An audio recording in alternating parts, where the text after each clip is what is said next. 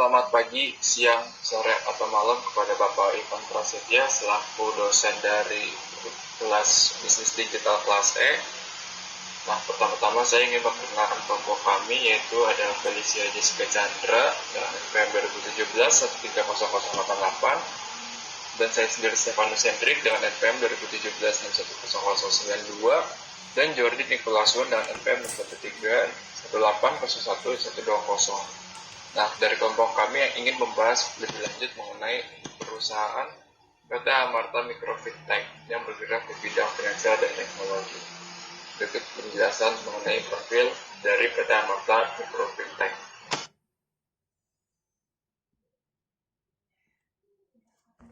Nah, pertama-tama saya akan menjelaskan profil dari PT Amarta Micro Fintech ini. PT Amarta Micro Fintech ini merupakan suatu perusahaan yang bergerak di bidang teknologi dan finansial dengan metode peer-to-peer lending. Apa sih peer-to-peer lending itu? Peer-to-peer lending merupakan suatu layanan jasa keuangan untuk mempertemukan pemberi pinjaman dan penerima pinjaman dan dalam rangka transaksi pinjam-menginjam melalui sistem elektronik dan dengan menggunakan jaringan internet. Nah, PT perusahaan Micro Fintech ini berdiri pada tahun 2010 dan terletak di daerah Jalan Ampera Raya nomor 16, Jakarta Selatan, Indonesia. Nah, didirikan PT Amarta Micro Fintech ini untuk menyejahterakan kualitas hidup masyarakat untuk menjadi lebih baik lagi. Berikutnya saya akan menjelaskan pestle analisis dari PT Amarta Micro Fintech. Sebelum menjelaskan pestle analisis, saya ingin menjelaskan apa itu pestle analisis. Nah, pestle analisis merupakan suatu analisa yang biasanya digunakan pada perusahaan tertentu untuk mengukur kekuatan makro. Nah, makro di sini yang berpengaruh pada faktor-faktor yang terdiri dari politik, ekonomi, sosial, teknologi, environment atau lingkungan, dan hukum atau legal. Nah, dari pestle analisis ini dapat berguna untuk memberikan perspektif dari aspek-aspek yang telah disebutkan tadi untuk membantu perusahaan untuk menyusun suatu strategi atau rancangan. Nah, dari sini berikut saya akan menjelaskan aspek politik. Nah, aspek politik di sini sangat berpengaruh pada kebijakan dari pemerintah. Nah, dari kedua pihak tersebut harus mengikuti aturan yang telah ditetapkan dari kedua pihak, terutama dari si perusahaan Amarta Micro Fintech ini.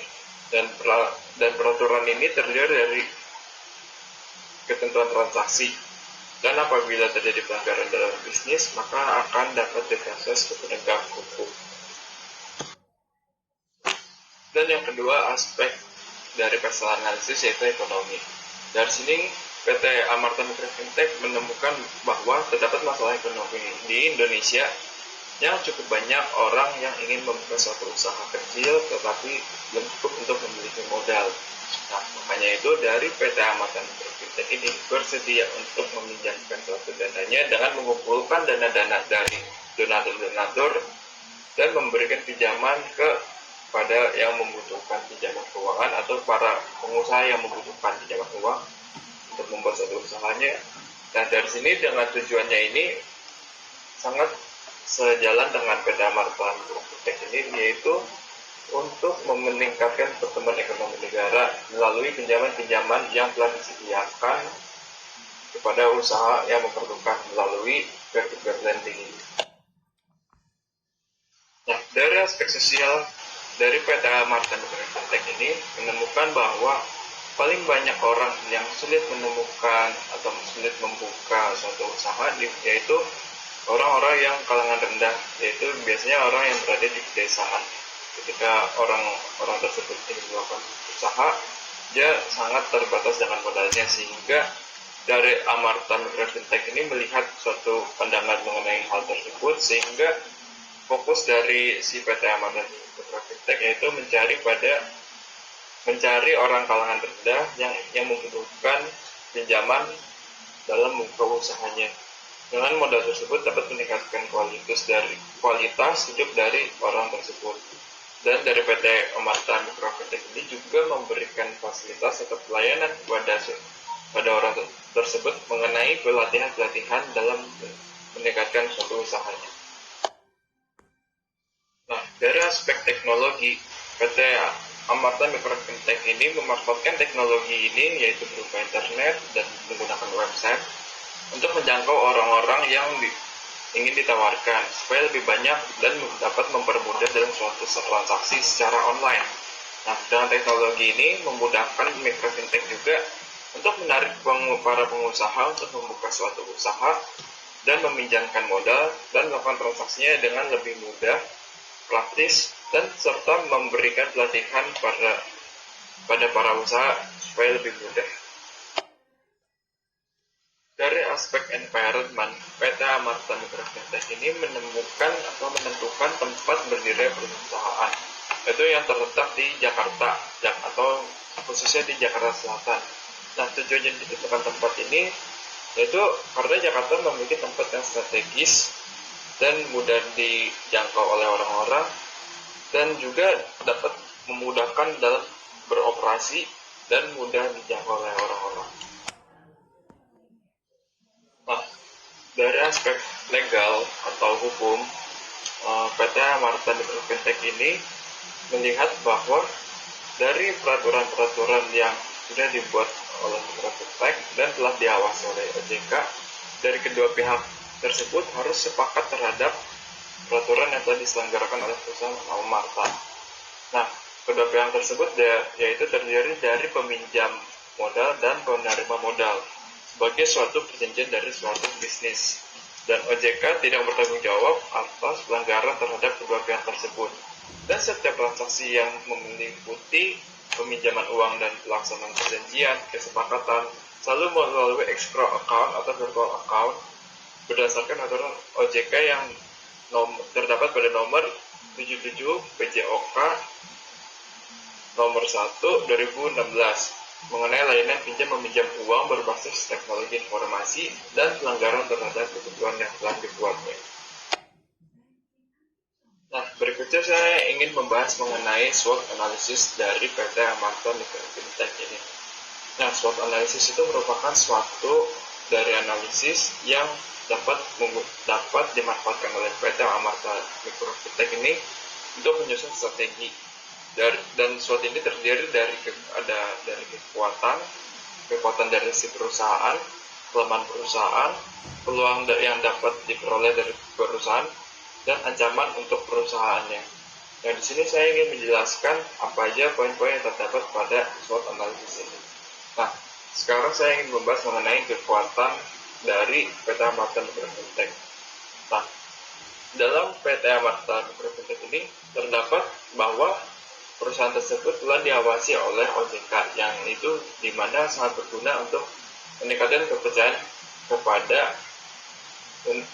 si peminjam dana untuk yakin untuk meminjam uang ke PT Amarta Microfintech ini. Dan di sini terdapat pelatihan atau training kepada pengusaha UM peminjam. Dan juga di sini dilakukan pendekatan secara baik dan supaya mendapatkan bagi hasil, yaitu sharing profit. Dan di sini kelemahan yang diperoleh dari PT Amarta Microfintech yaitu kurangnya dalam pemanfaatan iklan dalam pengenalan produk pinjaman seperti PT Amarta Microfintech. Dan yang kedua yaitu kurangnya sosialisasi pada daerah pedesaan dan cakupan pasar barunya hanya terdapat di Pulau Jawa saja. Dan yang dapat diperoleh dari PT Amarta Microfintech yaitu masih banyak banget pengusaha UMKM ini yang masih meminjam uang untuk mendirikan modalnya itu di bank, yaitu UMKM di desa juga tuh masih kurang terbantu melalui bank. Jadi karena bank tersebut sebelum meminjam uang di bank harus melihat dari keuangan atau finansial dari si orang yang berada di desa, harus ada jaminan gaji atau segala macam untuk meyakinkan bank. Nah, karena si orang desa ini sangat sulit, makanya di sini merupakan peluang dari Amarta Microfintech untuk membantu orang-orang yang ada di desa. Dan yang ketiga yaitu kemudahan administrasi transaksi dibanding bank konvensional, karena PT Amarta Mikrofintek ini menggunakan teknologinya. Dan ancaman yang dapat diperoleh yaitu banyaknya fintech yang menawarkan bunga pinjaman lebih tinggi daripada investor. Nah, dan yang kedua itu banyak pengguna baru pada peer-to-peer lending. Dan yang ketiga, regulasi dan pemerintahannya masih belum jelas. Oke, berikut saya ingin menjelaskan mengenai matriks SWOT dari PT Amarta Mikrofintek. Yaitu terdapat hubungan antara faktor eksternal, yaitu peluang dan ancaman, terhadap faktor internal, yaitu kekuatan pada kelemahan. Nah, di sini peluang terhadap kekuatan yaitu dari si PT Amarta Mikrofintek dapat meyakinkan kepastian bahwa terdapat keamanan pinjaman pada kreditur dan debitur yang diawasi oleh OJK untuk menghindari suatu penipuan atau pelanggaran.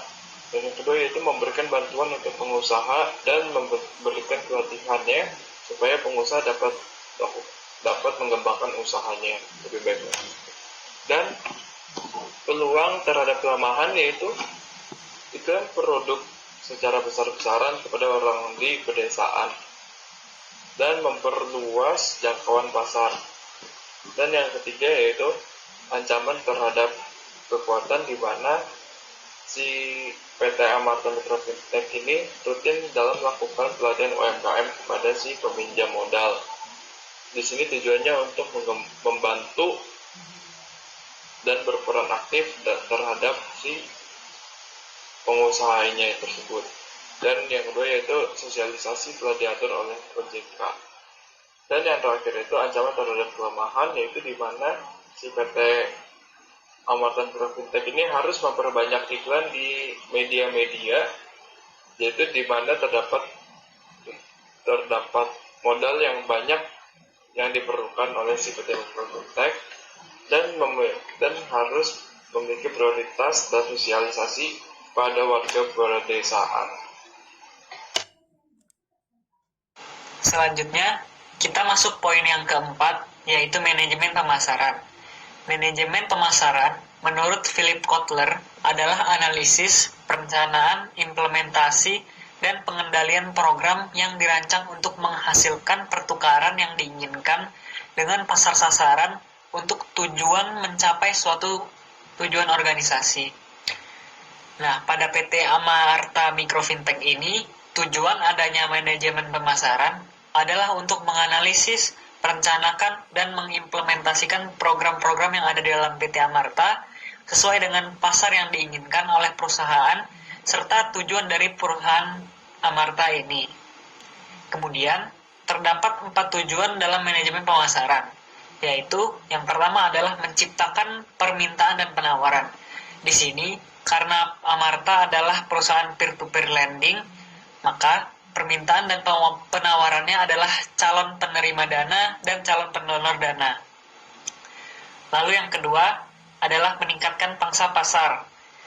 Pada PT Amarta, karena mayoritas penerima dana yang ada masih berada di Pulau Jawa, maka tujuan mengenai peningkatan pangsa pasar yang dilakukan oleh PT Amarta adalah dengan cara memperluas pemasaran yang dilakukan hingga di luar Pulau Jawa dan mencakup seluruh Indonesia.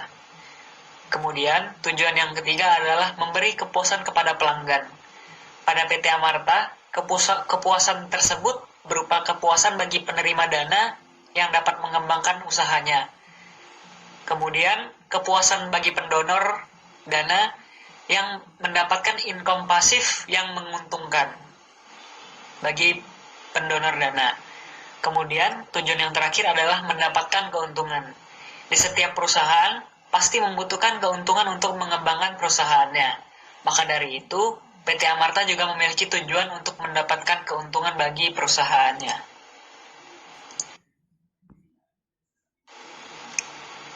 Lalu pada manajemen pemasaran, terdapat beberapa konsep yang harus diterapkan, yaitu yang pertama adalah konsep produk. Pada PT Amarta, konsep produk yang diberikan adalah peer-to-peer lending. PT Amarta dapat memberikan pinjaman mulai dari 1,5 juta rupiah. Selanjutnya, produk yang dapat diberikan kepada peminjam dana dapat disesuaikan dengan kategori skor yang telah diterapkan oleh PT Amarta. Lalu kemudian yang kedua adalah konsep penjualan. Pada PT Amarta, penjualan yang diterapkan kepada para peminjam dan pemberi dana adalah secara online.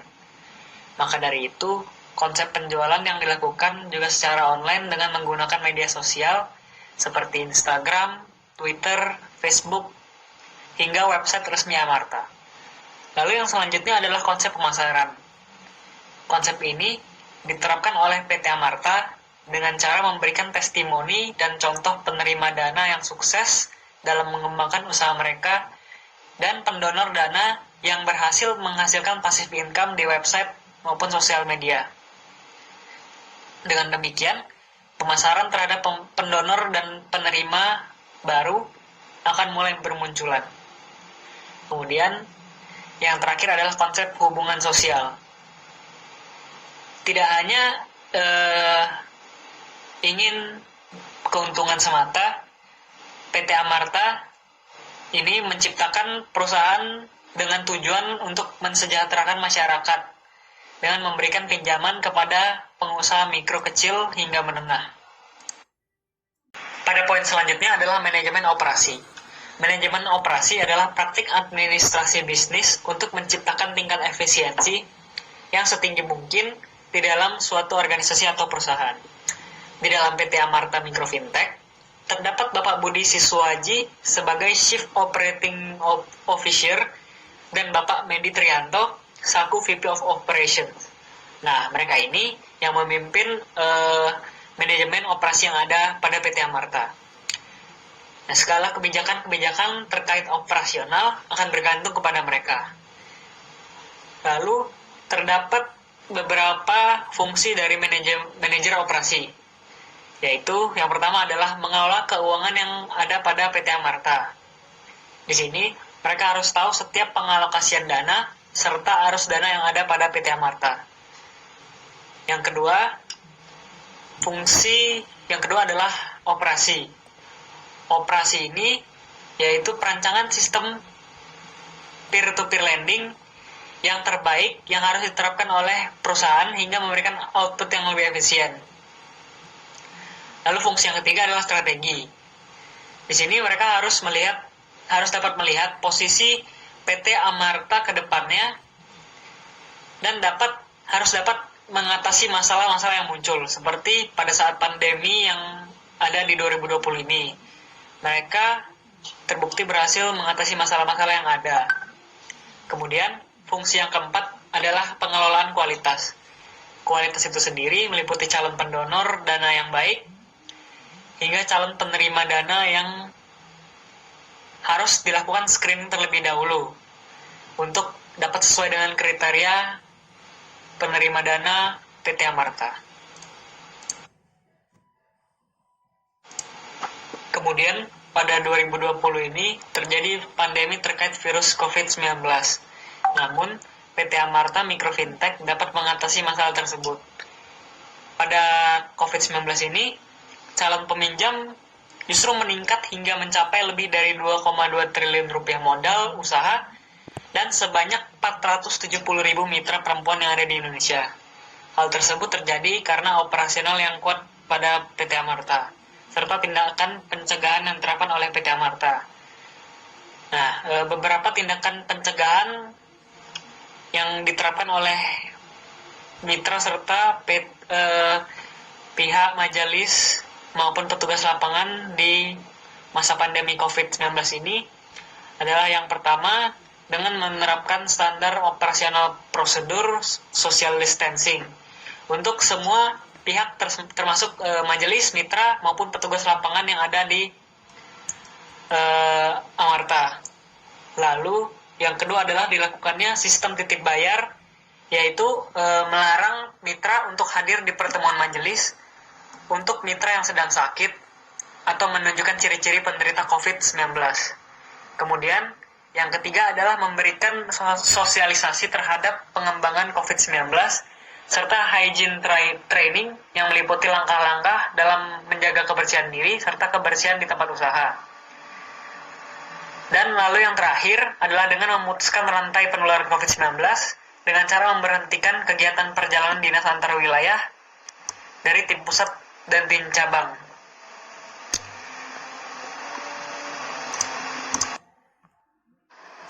Sumber daya insani merupakan sumber daya paling penting untuk dapat memenangkan persaingan, karena merupakan tulang punggung dari seluruh sistem yang dirancang, metode yang diterapkan, dan teknologi yang digunakan. Maka dari itu, untuk mengembangkan sumber daya insani yang baik harus melalui proses rekrutmen yang positif, pelatihan yang sistematis, peningkatan kepuasan pegawai, peningkatan pendidikan pegawai, dan pemberdayaan pegawai. Maka dari itu, kerangka pendefinisian tersebut melalui beberapa tahapan disampaikan oleh Wibisono sebagai berikut. Pertama, mengidentifikasi kelompok jabatan strategis. Kedua, mendefinisikan profil kompetensi yang cocok. Ketiga, menilai kesiapan strategis. Dan yang terakhir, program pengembangan sumber daya insani. Human capital atau yang biasa kita sebut dengan modal insani terdiri atas pengetahuan, keterampilan, dan kemampuan seseorang yang dapat digunakan untuk menghasilkan layanan profesional dan ekonomi keren. Dari human capital ini dibagikan menjadi dua bentuk, yaitu industry specific human capital dan firm specific human capital. Untuk industry specific human capital merupakan pengetahuan rutinitas yang khas dalam suatu industri yang tidak dapat ditransfer ke industri lainnya. Sedangkan untuk firm specific human capital adalah pengetahuan mengenai rutinitas dan prosedur yang khas dari sebuah perusahaan yang membatasi nilai-nilai keluar dari perusahaan tersebut. Lalu di bawah ini adalah pemimpin-pemimpin dari PT Amarta Mikro Fintech. Sumber pendapatan PT Amarta sendiri berasal dari selisih bunga antara pihak peminjam dana dan pemberi dana. Selain itu, PT Amarta juga memperoleh dana dari suntikan dana dari para investor. PT Amarta sendiri sebagai perusahaan fintech menggunakan sistem machine learning. Apa itu machine learning? Machine learning adalah mesin yang dikembangkan untuk bisa belajar dengan sendirinya tanpa arahan dari penggunanya. Pembelajaran mesin ini dikembangkan berdasarkan disiplin ilmu lainnya seperti statistika, matematika, dan data mining. Sehingga mesin dapat belajar dengan menganalisa data tanpa perlu diprogram ulang maupun diperintah. Maka dari itu, seluruh data PT Amarta akan diolah secara real time. PT Amarta sendiri telah memperoleh opini wajar tanpa pengecualian oleh anggota jaringan PwC yang ada di Indonesia yang bernama Tanu Direja. Selain itu, sebagai perusahaan fintech terpercaya berizin OJK, PT Amarta juga mengembangkan tanggung jawab untuk memberikan edukasi kepada masyarakat bahwa ada perusahaan fintech peer-to-peer lending yang baik yang secara transparan mempublikasikan perkembangan perusahaannya. PT Amarta sendiri tingkat keberhasilan dalam pencairan dananya mencapai 99,19% yang menunjukkan tingkat errornya di bawah 1%, di mana menurut OJK biasanya peer-to-peer lending mengalami gagal bayar sekitar 3%. Sekian dari kelompok kami. Mohon maaf apabila kelompok kami terdapat kesalahan kata ketika dalam menjelaskan suatu materi. Sekian dari saya, terima kasih.